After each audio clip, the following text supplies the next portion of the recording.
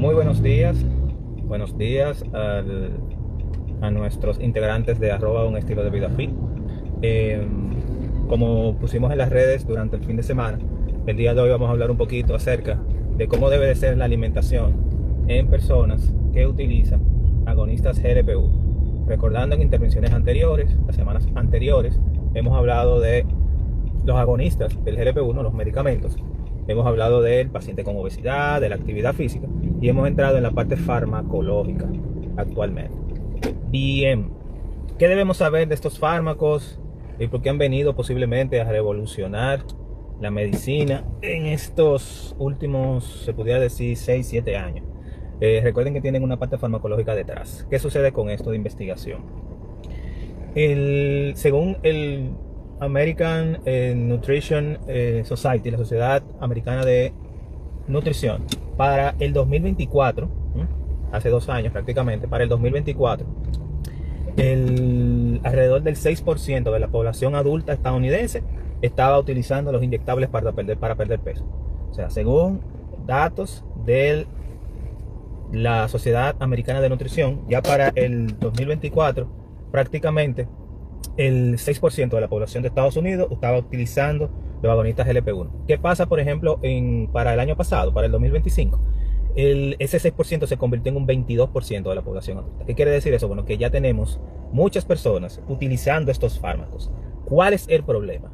Es que la gran mayoría de quien utiliza este tipo de fármacos la está utilizando sin supervisión médica. Y ahí es que está el problema. Inicialmente, recuerden que nosotros hablamos de que este tipo de medicamentos deben de ser utilizados por un facultativo. Debe de ser ya la persona que lo indique de forma correcta. ¿Qué sucede? Bueno, antes de comenzar a utilizar esta parte farmacológica, debemos de hacer, como lo mencionamos en el live anterior, un screening, analíticas pertinentes. Recordando que cuando se indican a un paciente con obesidad y sobrepeso, el paciente con obesidad ya es una persona que de por sí tiene compromiso desde el punto de vista de la microbiota intestinal. Ese compromiso lleva principalmente a la parte de captación de sustratos energéticos, o sea, nutrientes, principalmente alteraciones de la absorción y de la biotransformación a nivel del hígado. Eso lo mencionamos en el live de la semana anterior. Si se quieren poner un poquito en contexto, pueden verlo. Está posteado en nuestro perfil de Instagram para que más o menos entiendan cómo va la dinámica. Lo que pasa con esto es que un paciente con obesidad es un paciente que ya tiene deficiencias nutricionales. Eso es lo que quiero dejar de decir. ¿Por qué? Porque su misma situación de inflamación debido a la obesidad ya de por sí crea alteraciones de micronutrientes y de macronutrientes. Entonces ustedes dirán, ok, ¿qué tiene eso que ver con los fármacos? Bueno, inicialmente, cuando usted coloca la parte farmacológica, si usted como personal de salud, como médico pertinente, no hace los screening, las analíticas, las investigaciones, todo lo que tiene que ver con la parte de el muestreo de ese paciente, la evaluación clínico-nutricional, conjuntamente con el perfil de analítica que van a complementar esta evaluación, usted puede pasar desapercibido cualquier tipo de deficiencia de micronutrientes con ese paciente. ¿Cuál es el problema? Bueno, que a usted al instaurar el fármaco, recuerden que el fármaco va a producir saciedad debido a que disminuye el vaciado gástrico. En español, el paciente no va a comer de forma correcta. Y al no comer, debido a que no va a tener hambre, usted puede empeorar esos problemas de deficiencias nutricionales. Entonces, primero, hay que hacer los screening. Y número 2, hay que individualizar cada paciente. Esto es importante que lo tengamos pendiente. Cada programa de la parte medicamentosa debe de estar acompañado, número 1, de modificaciones nutricionales puntuales para mejorar esa parte del paciente, y número 2, de actividad física estructurada, especialmente ejercicios de fuerza. Ese paciente debe de hacer mínimo de 2 a 3 días a la semana de ejercicios de fortalecimiento, de fuerza. Ustedes dirán, bueno, ¿por qué? Bueno, pues un fármaco que para bajar de peso, yo lo que quiero es perder peso. Señor, el peso total de un individuo desde el punto de vista de composición corporal está formado por masa grasa y masa libre de grasa. Cuando hablamos de masa libre de grasa, es lo que en inglés se conoce como lean body mass.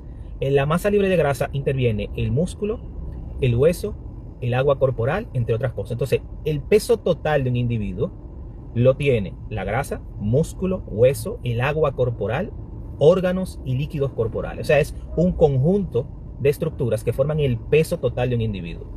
¿Cuál es la situación? Cuando se producen, cuando se utilizan, ya sean dietas agresivas, cuando se utilizan, por ejemplo, estos fármacos, hay una disminución de peso, eso se entiende. Pero el problema es que ese peso que se disminuye es un peso que puede variar lo que es la masa libre de grasa, especialmente la masa, puede impactar la masa muscular. Y si no se hace una intervención nutricional correcta con la cantidad de proteínas que se debe de consumir y conjuntamente a estructurar un plan de actividad física personalizado hacia ese paciente, especialmente actividad física de fuerza, ese paciente puede perder músculo y hacer sarcopenia, pero también eso impacta la salud ósea. Por eso, cuando se colocan estos fármacos desde el punto de vista de control de peso, debe de haber una estructura detrás, debe de haber un abordaje multidisciplinar, debe de haber un médico, debe de estar su nutriólogo de cabecera, un especialista en nutrición que le haga el plan de alimentación, pero también debe de haber una parte que tiene que ver con entrenamiento. Ese paciente debe de hacer ejercicio para preservar lo más posible la masa muscular. Muy importante esta parte. Ya mencionamos un poquito de las deficiencias. Vuelvo y le digo, no solamente pasa la pérdida de masa muscular cuando se producen, cuando se utilizan estos fármacos. En obesidad y en nutrición clínica tenemos un término que se llama dietante crónico. Es ese familiar de nosotros que siempre vive a dieta. Es la prima suya que cuando ustedes se sientan a hablar te dice, mire, yo hice la dieta de fulanito ahora.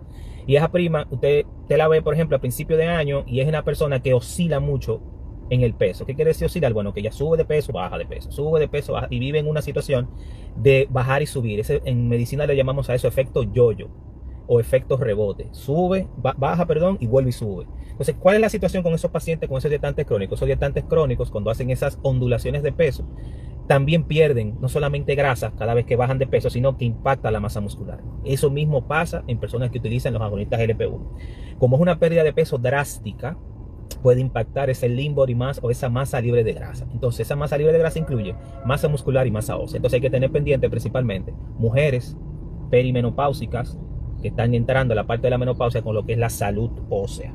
Se habla en promedio que hay una pérdida de peso de alrededor de 13 kilos y hay una situación de ese peso que se pierde, se habla de que un 15 a un 20% de ese peso perdido puede ser masa muscular, puede ser masa libre de grasa. Entonces eso es importante. Debe de haber una estructura de lo que es la actividad física y especialmente de fuerza, conjuntamente con los planes nutricionales.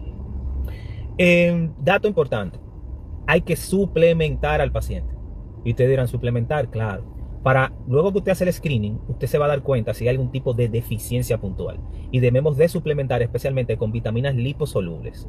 Estos pacientes tienen tendencia a hacer deficiencias de vitaminas solubles en grasa, A, D, E y K, especialmente la D. Entonces hay que monitorear la vitamina D antes, durante y después de uno realizar la intervención con el GLP-1, teniendo en cuenta también que hemos hablado de ella en intervenciones anteriores. Y recuerden que la vitamina D, al ser liposoluble, se diluye en panículo adiposo y también por la lipotoxicidad del hígado, por esas modificaciones hepáticas, hay una disminución de la conversión de esa vitamina D que se filtra a través de los rayos solares hacia vitamina 25 hidroxivitamina D, que es la hidroxilación hepática. Entonces influye también en la parte que tiene que ver con las cantidades de vitamina D en sangre. Por eso el paciente con obesidad tiene esas deficiencias. Entonces eso hay que tener pendiente. Entonces, número 1, recapitulando lo que hemos hablado. 1, evaluación de deficiencias nutricionales. Historia clínica nutricional. Evaluar patologías gástricas. Esto es muy frecuente porque prácticamente entre el 25 al 40% de los efectos adversos que tienen estos fármacos son gastrointestinales, especialmente náuseas, vómito y esa sensación de plenitud. ¿Qué sucede?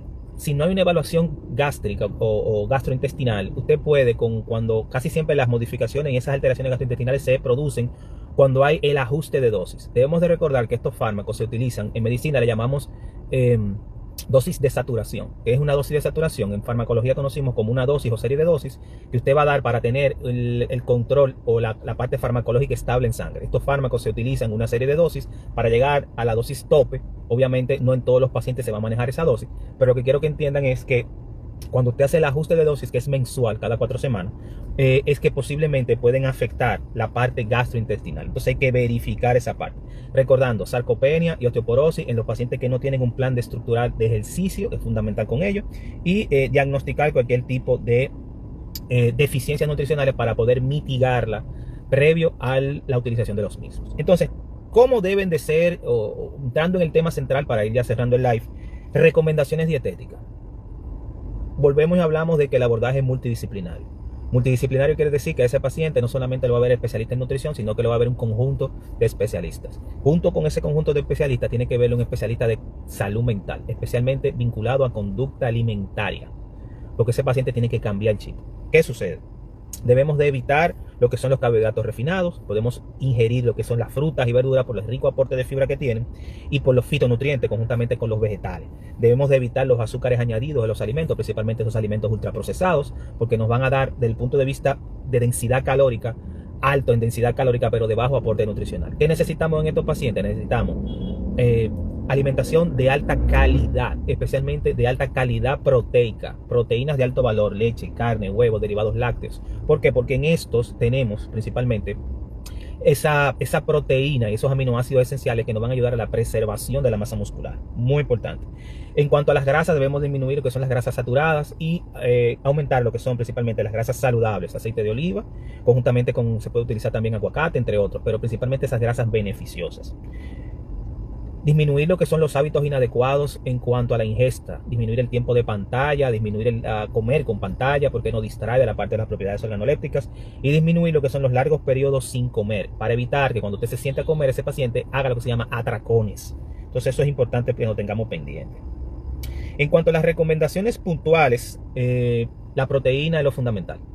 La proteína es lo fundamental, conjuntamente con la ingesta de varios grupos de alimentos y disminuir lo que son principalmente la parte de los alimentos procesados. Si hacemos eso conjuntamente con planes de actividad física estructurada, la utilización farmacológica de forma paulativa y la intervención o el abordaje multidisciplinario de este paciente, nosotros podemos tener éxito con el uso farmacológico de esos agonistas LP1. Recordando, siempre y cuando tenemos también de hacer esa anamnesis, un punto de vista ya para el médico, esas historias clínicas importantes, tanto nutricional como de enfermedades crónicas no transmisibles. Ojo, nota importante. Cuando se utilizan, por ejemplo, estos fármacos concomitantemente con otros medicamentos, por ejemplo, recuerden que tenemos pacientes con obesidad, que usted puede tener ya una diabetes diagnosticada. Estos fármacos están vinculados a la mejoría de esos pacientes, por ende se pueden utilizar. Usted puede tener interacciones farmacológicas, por ejemplo, usted puede tener hipoglucemia en personas diabéticas que ya estén utilizando insulina, diabéticos tipo 2 que estén utilizando insulina con obesidad, que usted va a comenzar a estudiar, a usar este tipo de farmacología. Usted puede producir disminución principalmente del azúcar en sangre, producir episodios de hipoglucemia. Eso hay que monitorearlo bien porque tiene que haber un ajuste farmacológico de las otras entidades. Por eso el abordaje multidisciplinar. Bueno, hasta aquí la breve exposición que tuvimos acerca de estos fármacos. Si hay algún tipo de duda, pregunta o comentario, lo pueden dejar en los comentarios del video cuando el video suba, y estaremos haciendo una encuesta para ver si tenemos un tema ganador para la próxima semana, así que estén pendientes para que puedan votar e interactuar vía redes sociales. Sin nada que añadir, nos vemos la semana próxima en otro tema de @un estilo de vida fit.